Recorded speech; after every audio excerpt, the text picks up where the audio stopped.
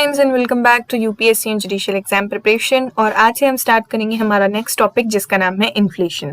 Inflation that is महंगाई, right. सो आगे बढ़ने से पहले अगर अभी तक आपने हमारे इस चैनल को सब्सक्राइब नहीं किया है so please subscribe our channel and press the bell icon ताकि आपके इंपॉर्टेंट वीडियोस के नोटिफिकेशंस आप तक सबसे पहले पहुंचे। तो चलिए शुरुआत करते हैं हम हमारे इस टॉपिक की जिसका नाम है इन्फ्लेशन, राइट। सो जैसा आप लोग जानते हैं मॉनेटरी पॉलिसी में भी हमने इस वर्ड का कई बार यूज किया, इन्फ्लेशन दैट इज महंगाई का, कि ऐसा क्या होता है, मॉनेटरी पॉलिसी की मदद से हम इन्फ्लेशन को किस तरीके से कंट्रोल कर रहे हैं, राइट। सो बेसिकली बात यह आती है कि इन्फ्लेशन, महंगाई हम कब कहते हैं। महंगाई एक ऐसी कंडीशन होती है जब किसी भी चीज के जो प्राइस हैं वो बढ़ जाते हैं। तो क्या ये कहना जरूरी है कि किसी एक चीज का प्राइस बढ़ने से भी हम कह सकते हैं कि हमारे देश में महंगाई बढ़ गई है? No, absolutely not. जब भी हम कभी बात करेंगे कि इन्फ्लेशन बढ़ी है, इन्फ्लेशन यानी महंगाई बढ़ रही है, तो हमारे कहने का मतलब ये है कि सिर्फ एक किसी प्रोडक्ट की, किसी एक गुड्स की या एक सर्विस की कॉस्ट नहीं बढ़ी है, ऑल ओवर जो एग्रीगेट कॉस्ट है पूरे मार्केट में वो जो है इंक्रीज हो गई है, ठीक है। सो यहाँ पे अगर हम बात करें डेफिनेशन की, सो inflation, what is inflation? Inflation is a condition of price rise. मतलब एक ऐसी कंडीशन जब सभी चीजों के रेट्स जो होते हैं, प्राइसेस जो होते हैं वो बढ़ जाते हैं, ठीक है। It is the constant rise in the general level of prices where a unit of currency buys less than it did in the prior periods. ये एक ऐसा टाइम पीरियड आ जाता है हमारे इकोनॉमी में जबकि हमारी जो करेंसी है उसकी परचेजिंग पावर यानी किसी भी वस्तु को खरीदने की क्षमता कम हो गई है। कम कैसे हो गई है भाई? सिंपल सी बात है, आज की डेट में अगर आप 100 रुपए का नोट लेकर के मार्केट में जाएंगे आप मुश्किल से 2 या 3 प्रोडक्ट्स लेकर आ सकते हैं, राइट। बट अगर आप आज से 10 साल पीछे चले जाओ तो 10 साल पीछे जब आप 100 रुपए का नोट लेके मार्केट जाते थे तो आप 100 रुपए में कम से कम 5 से 6 प्रोडक्ट्स को लेकर के आ सकते थे, right. So that was the rate. अब अगर इसका और सिंपल एग्जाम्पल दिया जाए तो जैसे हम एक एग्जाम्पल ले लें वेजिटेबल्स का, फ्रूट्स का। जैसे हम जानते हैं इंडिया में क्या होता है, जब भी हमारे यहाँ फेस्टिव सीजन आता है, राइट, सो नवरात्र फास्ट होता है, व्रत रखते हैं लोग। तो आपने ये चीज देखी होगी कि नवरात्र के जो पीरियड होता है, नवरात्रि का जो पीरियड होता है, उसमें हमारे यहाँ पे जितने भी फ्रूट्स होते हैं उनके रेट बढ़ जाते हैं, राइट। सो मतलब एक आप कह सकते हो कि उसको महंगाई नहीं कह रहे हैं, लेकिन एक चीज यहाँ पे समझने के लिए है कि एक रेट डिफरेंस आ रहा है।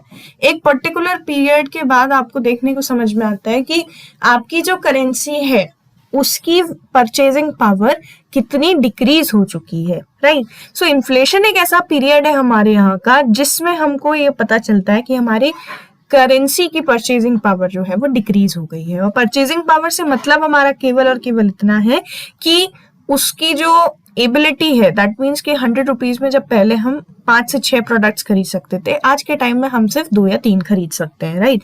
सो केवल इस पे बात हो रही है। 100 रुपीज की कॉस्ट 100 रुपीज ही रहेगी, उसमें कोई फर्क नहीं पड़ा, बट जो प्रोडक्ट्स थे उनकी कॉस्ट इंक्रीज हो गई, ठीक है। तो मतलब परचेजिंग पावर डिक्रीज होने का ये मतलब नहीं है कि उस 100 रुपीज की वैल्यू कम हो गई है। बात यह है कि जो चीजें आप उतने 100 रुपए के नोट में खरीद सकते थे उनकी प्राइसेस अब बढ़ गई है, right. So inflation is defined as a situation when there is a sustained unchecked increase in the general price level of goods and services in economy. एक अनचेक्ड इंक्रीज है। अनचेक्ड इंक्रीज क्यों?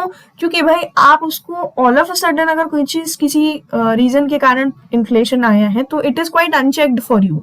आप अभी उसको कंट्रोल में नहीं कर सकते है ना, तो आपको थोड़ा सा क्या लगेगा, टाइम लगेगा। That's why we are using that word unchecked increase, ठीक है। अनचेक्ड इंक्रीज का मतलब ऐसा है कि एट द इनिशियल लेवल आप उसको कंट्रोल कर पाने में सक्षम नहीं है। Often expressed as a percentage, inflation indicates a decrease in the purchasing power of a nation's currency. जैसा मैंने आपको बोला, purchasing power of a currency declines during the period of inflation. अब इन्फ्लेशन से रिलेटेड और आई वुड से इन्फ्लेशन से होमो sound करते हुए कुछ वर्ड्स यहाँ पे हैं जिनको हमें बहुत अच्छे से समझना है और उनका ध्यान भी रखना है, ठीक है। सो इन्फ्लेशन में हमने क्या बोला कि जो प्रोडक्ट्स होते हैं इन जनरल सभी प्रोडक्ट्स के जो प्राइसेस हैं वो बढ़ जाते हैं। इन्फ्लेशन में होता यूं है कि हमारा जो करेंसी है उसका परचेजिंग पावर गिर जाता है। इन्फ्लेशन में किसी दो या तीन वस्तुओं को खरीदने के लिए हमें ढेर सारे पैसों की आवश्यकता, that means there is too much money for such a few goods, right. आपके पास जो वस्तु आप खरीदना चाहते हैं या जो प्रोडक्ट आप खरीदना चाहते हैं वो इतना ज्यादा कॉस्टली है that you are suppose to get too much money for the same, right. तो ये चीज यहाँ पे हमको बताती है कि इन्फ्लेशन में क्या होता है। अब अगर मैं बात करूं डिफ्लेशन की, ठीक है, इनसे मिलते जुलते कॉन्सेप्ट्स हैं और इनके आगे पीछे इनका रिलेशन बनता है, तो ध्यान रखना है। इन्फ्लेशन में हमने क्या बोला था, इन्फ्लेशन जब भी आता है तो जो प्राइजेस होती हैं गुड्स की वो बढ़ जाती हैं, ठीक है, गुड्स की प्राइजेस बढ़ जाती हैं। But deflation is a decrease in general price levels of goods and services, that is opposite of inflation. So during deflation prices of goods and services tend to fall, ठीक है। मतलब यहाँ पे deflation, inflation का उल्टा क्या हो गया, डिफ्लेशन। डिफ्लेशन में जो प्राइस होगा वो क्या हो जाएगा, डिक्लाइन हो जाएगा, ठीक है। Now what is disinflation. अब यहाँ पे इन्फ्लेशन तो है, बिल्कुल है, लेकिन इन्फ्लेशन के साथ एक वर्ड आया है डिस, ठीक है। तो कभी भी इन्फ्लेशन के साथ जब डिस वर्ड लगा हो तो ध्यान रखना कि इन्फ्लेशन तो है लेकिन it is a slower rate of inflation. कैसे, इसको समझिए एग्जाम्पल से कि मान लीजिए हमने बोला हमारी देश की मॉनेटरी पॉलिसी 3-3 महीने के गैप्स में, राइट, साल भर में 4 बार हमारे पास मॉनेटरी पॉलिसीज हमारी जो आरबीआई है वो बनाती है। जरूरत पड़ने पर और भी ज्यादा फ्लक्चुएशंस हो सकते हैं, वो बात की बात है, लेकिन अगर मैं एक एवरेज मानूं तो मैंने बोला that let's suppose that January to March, ठीक है, जनवरी टू मार्च हमारे यहाँ पर जो इन्फ्लेशन था लेट्स सपोज कि वो था 5%, ठीक है, it was 5%। Now what happened कि फिर अप्रैल से, ठीक है, अप्रैल से हमारे यहाँ पर जो जून तक का पीरियड था, that is the upcoming next 3 months, वहां पर हमारा जो इन्फ्लेशन था वो 4% था, ठीक। मतलब क्या हुआ कि यहाँ पे इन्फ्लेशन तो है, इन्फ्लेशन में कोई चेंज नहीं आया, लेकिन जो इन्फ्लेशन शुरुआती 3 महीनों में 5% के रेट से इंक्रीज हो रही थी प्राइसेस, वो बाद के 3 महीनों में कितना हो गया, 4% हो गया। दैट मीन्स यहाँ पर जो रेट है ना, मतलब इन्फ्लेशन के परसेंटेज से हमारा कोई लेना देना नहीं है, हमको ये चीज समझना है कि यहाँ पर जो रेट ऑफ इन्फ्लेशन है, जैसे मान लो मैंने बोला था कि यहाँ पे चलिए इस एग्जाम्पल को अगर हम मान लीजिए थोड़ी देर के लिए इस एग्जाम्पल को हम भूल जाते हैं, ठीक है। मैं आपसे कहती हूँ कि जब स्टार्ट हुआ था जनवरी में, तो जनवरी में हमारे पास पहले जो इन्फ्लेशन था वो कितना था, लेट्स सपोज 2% था, ठीक है, 2% इन्फ्लेशन था, 2% से ये 5% हो रहा था, तो 2% से 5% होने में इंक्रीज कितने परसेंटेज का था, रेट कितने परसेंट का इंक्रीज था, 3%, राइट। मतलब यहाँ पे रेट बढ़ रहा था। अब मान लीजिए कि मार्च अप्रैल जब स्टार्ट हुआ हमारे पास इन्फ्लेशन कितना था, 5% था, और फिर ये हो गया 7%, अप्रैल टू जून के पीरियड में आते आते 7% तक पहुंच गया। तो यहाँ पर 5 to 7 जंप करने में इंक्रीज कितना हुआ, इसमें 2%। That means what we are saying is that inflation is still in the market, prices अभी भी हाई हैं, प्राइजेस में कोई कमी नहीं आई है, लेकिन जिस गति से, जिस स्पीड से वो प्राइजेस बढ़ रहे थे वो स्पीड थोड़ी सी स्लो हो गई।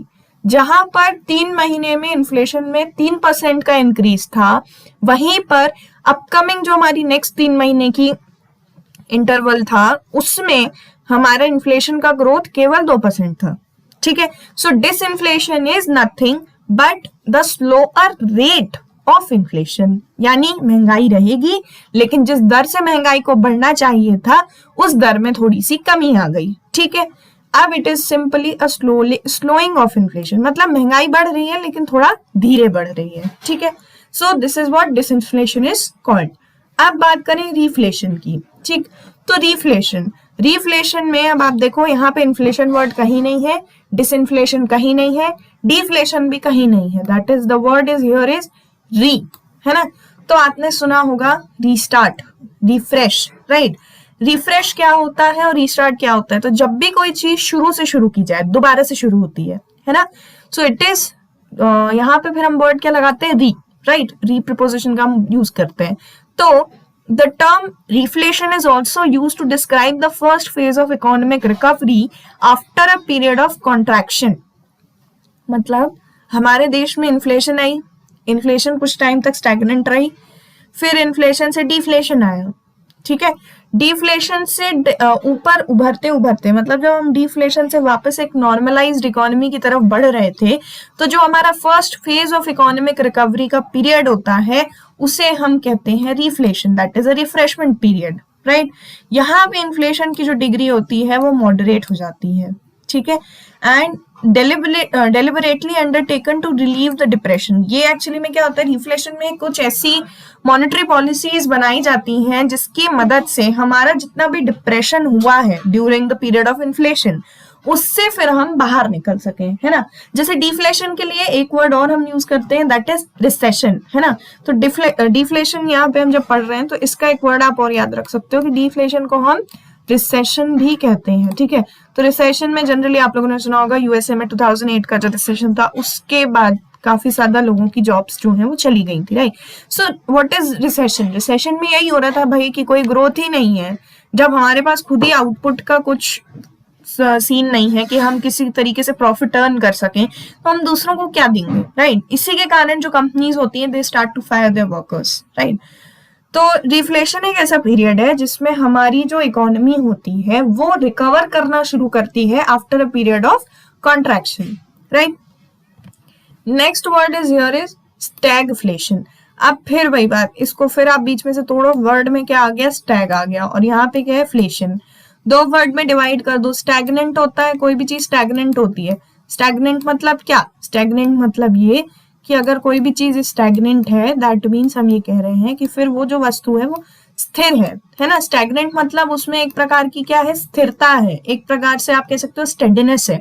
एंड इन्फ्लेशन से वही हमारा इन्फ्लेशन, तो steady inflation, stagnant inflation, what is that, कि यहाँ पे इन्फ्लेशन रेट हाई है, इकोनॉमिक ग्रोथ रेट स्लो है, और इसके कारण हमारा अनएम्प्लॉयमेंट भी बहुत ज्यादा बढ़ चुका है, ठीक है।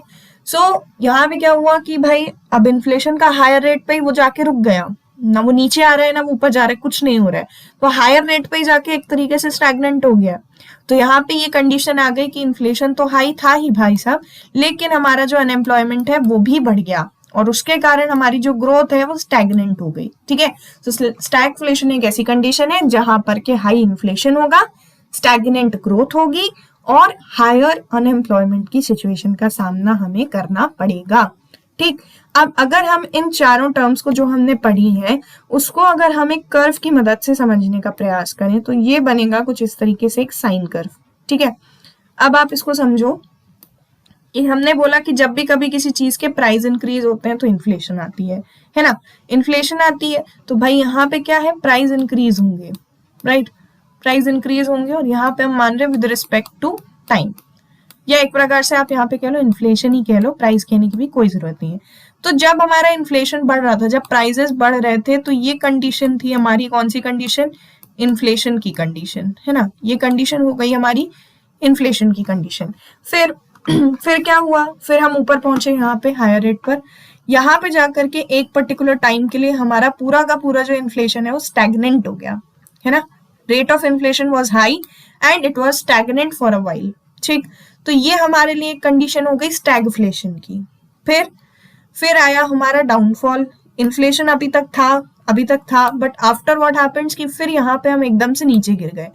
जब हम नीचे गिरे तो यहाँ पे डिफ्लेशन आया, डिफ्लेशन दैट इज रिसेशन, ठीक है। तो यहाँ तक का जो पूरा पीरियड है हमारा वो हो गया क्या, डिफ्लेशन, है ना। ये पीरियड हमारा क्या है, स्टैगफ्लेशन है। अब इसके बाद क्या हुआ कि यहाँ से फिर हमारी इकोनॉमी ने वापस से रिकवर करना शुरू किया।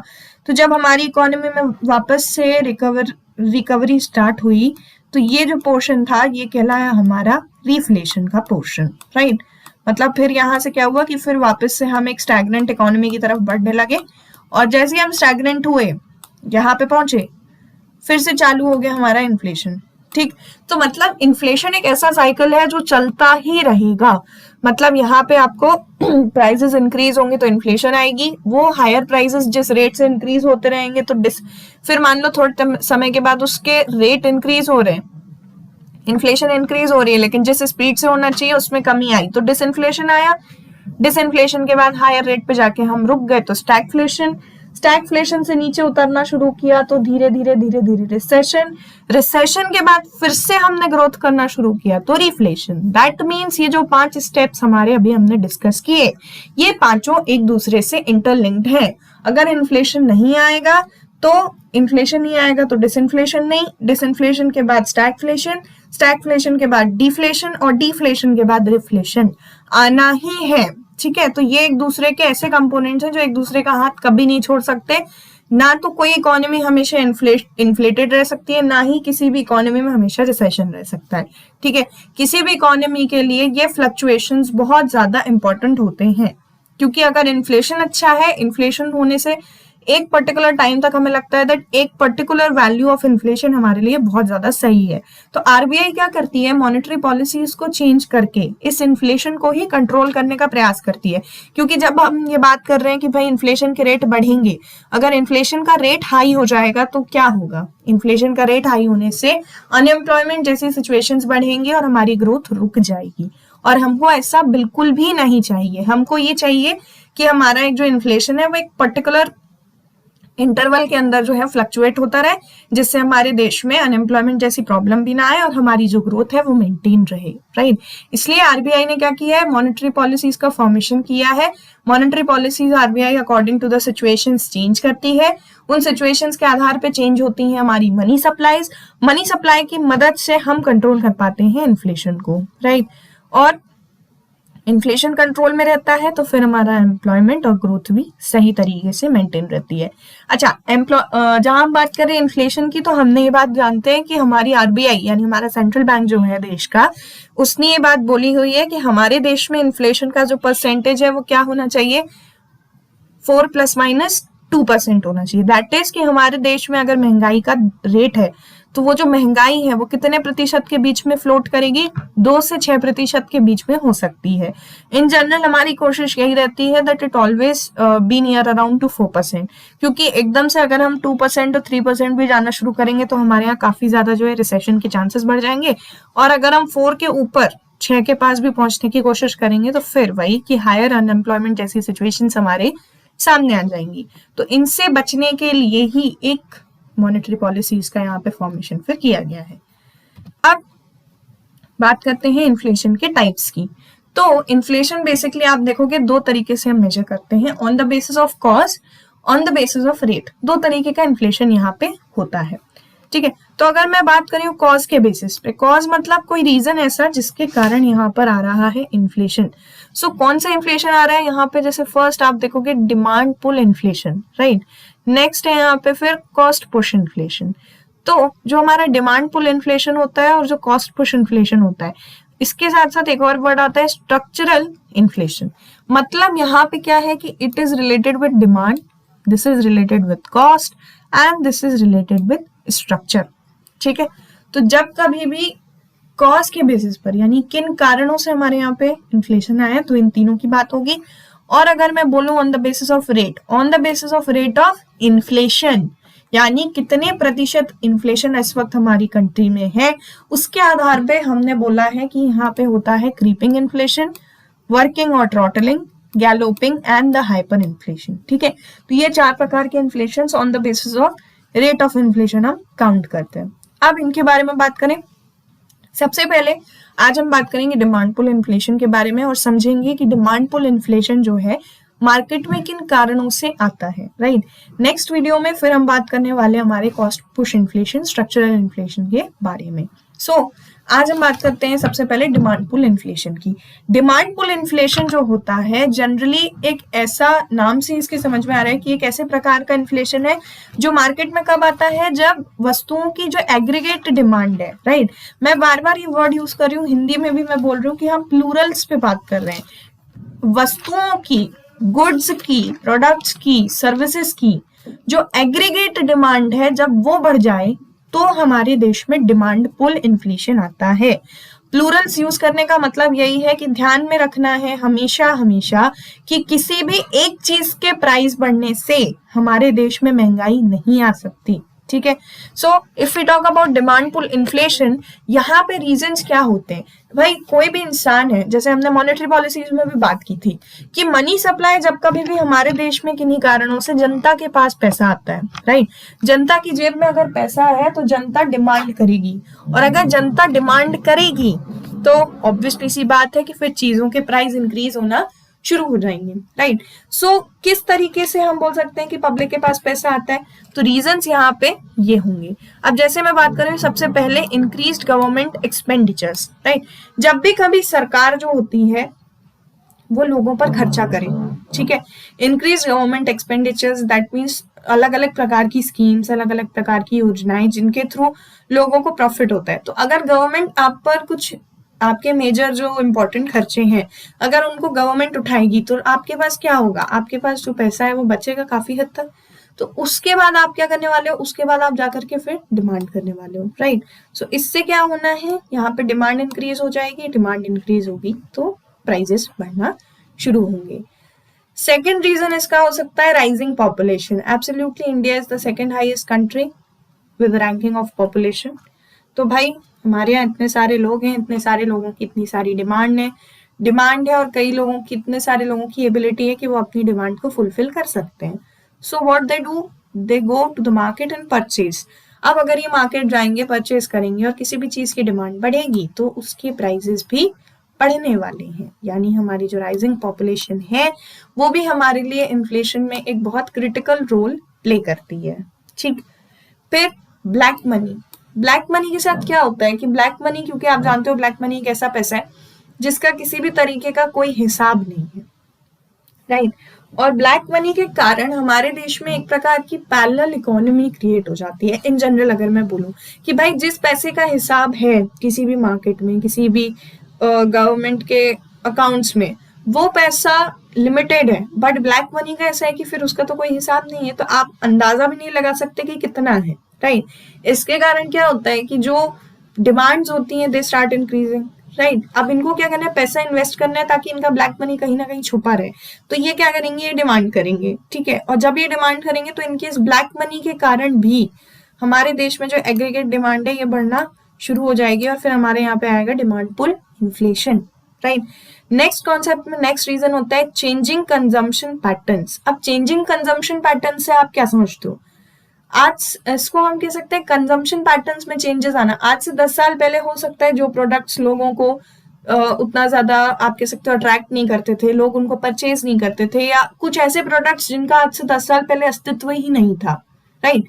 कुछ ऐसे प्रोडक्ट्स थे जिनकी डिस्कवरीज अभी हुई हैं और फिर उन प्रोडक्ट्स का जो है क्रेज इतना ज्यादा बढ़ा है, कंजम्पशन पैटर्न्स में इतना ज्यादा चेंजेस आए हैं that people start buying it, right.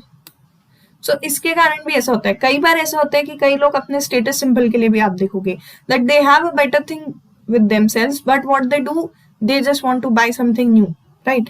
तो ये कंजम्पशन पैटर्न्स जब चेंज होते हैं तो उसके कारण भी लोगों की डिमांड करने की जो प्रवृत्ति है, जो उनका एक नेचर है, वो नेचर में आ जाता है that they start demanding for different kind of products, और फिर आता है भाई डिमांड पुल इन्फ्लेशन। फिर एक रीजन ये होता है deficit financing. Now what is deficit financing? Deficit financing एक प्रकार का ऐसा मोनेटाइज डेफिसिट है जिसमें सरकार अपने खर्चों की पूर्ति के लिए क्या करेगी, नोट छपवा देगी, राइट। मतलब यहाँ पे क्या होगा कि आपके देश में अगर आप मान लो कि आपके यहाँ पे इन्फ्लेशन बहुत ज्यादा है, आपकी करेंसी की परचेजिंग पावर जो है वो डिक्लाइन हो रही है, ऐसा कुछ है, तो आप क्या कर रहे हो, आपने बोला लेट्स प्रिंट करेंसी, तो लोगों के पास पैसा रहेगा and then people start will, सारी चीजें सॉर्ट आउट हो जाएंगी। तो इनने क्या किया, इनने करेंसी प्रिंट कराना शुरू कर दिया। अब जब इनने करेंसी प्रिंट कराई तो लोगों के पास पैसा और ज्यादा पहुंच गया, ठीक है। और बहुत ज्यादा पैसा होने के कारण पीपल जो थे, हमारे जो लोग होंगे, वो बहुत ज्यादा डिमांड करेंगे। तो उस डिमांड का नतीजा ये होगा कि फिर इन्फ्लेशन एक ऐसे लेवल पे पहुंच जाएगा जहां पर के उसको वापस से रिस्टोर कर पाना एक नॉर्मल पोजीशन में जो है काफी हद तक हमारे लिए एक प्रकार से आप समझिए कि इम्पॉसिबल ही हो जाने वाला है, right. So there are many countries who have a higher inflation rate, ठीक है। उन कंट्रीज का फिर हिसाब ऐसा हो जाता है कि अगर मान लीजिए आपको जा करके वहां से एक ब्रेड का पैकेट भी लेना है। जैसे हम बात करें साउथ सूडान की, ठीक है, सूडान एक ऐसी कंट्री है, लिबेरिया एक ऐसी कंट्रीज है जहां पर rate of inflation is quite high. तो मतलब वहां पे फिर आलम ये है कि अगर आपको एक ब्रेड का पैकेट भी खरीदना है तो you are suppose to take a bag of money with yourself. आपको एक पूरा का पूरा, मतलब आप समझो कि हमारे देश की तुलना में अगर हम कहें तो कम से कम 5,000 10,000 का पड़ जाएगा आपको एक ब्रेड का पैकेट, जो आज की डेट में आपको मात्र 20 से 50 रुपए में भी मिल सकता है, राइट। सो यहाँ पे क्या होता है कि अगर आप केवल और केवल नोट छपवा करके ये सोचें कि हम हमारे डेफिसिट्स को फाइनेंस कर देंगे, और इन डेफिसिट्स को फाइनेंस करने के लिए आपने भाई छपवा लिए नोट, तो फिर तो भाई हो गया, फिर तो कुछ नहीं हो सकता। फिर इन्फ्लेशन तो मतलब बहुत ज्यादा जो है लेवल पे ऐसे जाएगा कि फिर सब कुछ अनकंट्रोलेबल ही हो जाना है, राइट। इसके अलावा क्या होता है, इसके अलावा जैसे हम बोलते हैं डायरेक्ट टैक्सेस डिक्रीज हो जाना। भाई किसी भी प्रोडक्ट पर अगर टैक्स जो है, लगने वाले टैक्स की दर में अचानक से कमी आ जाए, अब एक प्रोडक्ट है जिस पर 22.5% टैक्स लगता है और उसका टैक्स रेट गिर के 12% हो जाए, राइट, तो वो चीज क्या हो गई, वो चीज ऑटोमेटिकली सस्ती हो गई। अब उसका रेट गिर गया तो आपने क्या किया, आप चले गए, आपने जाके परचेस कर लिया, भाई सस्ती चीज है। और हमारी तो प्रवृत्ति है, कंज्यूमर की टेंडेंसी होती है, जब भी कोई चीज सस्ती मिलती है हम स्टोर करके रख लेते हैं। ये हमने कहाँ पढ़ा था, ये हमने पढ़ा था लॉ ऑफ डिमांड में, कि कोई भी व्यक्ति या कोई भी कंज्यूमर जब भी किसी चीज की डिमांड, जब भी किसी चीज का प्राइस जो है वो गिरना शुरू हो जाए, दैट इज कि वहां पे उसकी जो प्राइसिंग है वो कम होती है, lower the prices higher will be the demand, right. तो ये चीज ध्यान रखना कि जब भी कभी डायरेक्ट टैक्सेस जो है वो डिक्रीज होते हैं तो ऐसी वस्तुएं सस्ती हो जाती हैं, और फिर कंज्यूमर टेंडेंसी कि भाई सस्ती वस्तु है इकट्ठी कर करके रख लो, एक स्टॉक बना के रख लो, क्या पता कल को महंगी हो जाए। तो इस कारण से भी हमारे यहाँ पे जब हम इस तरीके की हरकतें या कंज्यूमर्स की एक प्रकार की जो टेंडेंसी होती है, ये जो है हमारे यहाँ पे फिर इन्फ्लेशन को बहुत ज्यादा बढ़ावा देती है, right. So demand pull inflation में कुल मिलाकर के यही है कि हम अलग अलग तरीके से हमारी कंट्री में कर रहे हैं डिमांड, और उस डिमांड के कारण बढ़ रही हैं वस्तुओं के प्राइसेस, राइट। और जब भी उन वस्तुओं के प्राइसेस इस लेवल पे बढ़ जाते हैं कि वो अनकंट्रोलेबल हैं, तो फिर कोई बात ही नहीं रह जाती।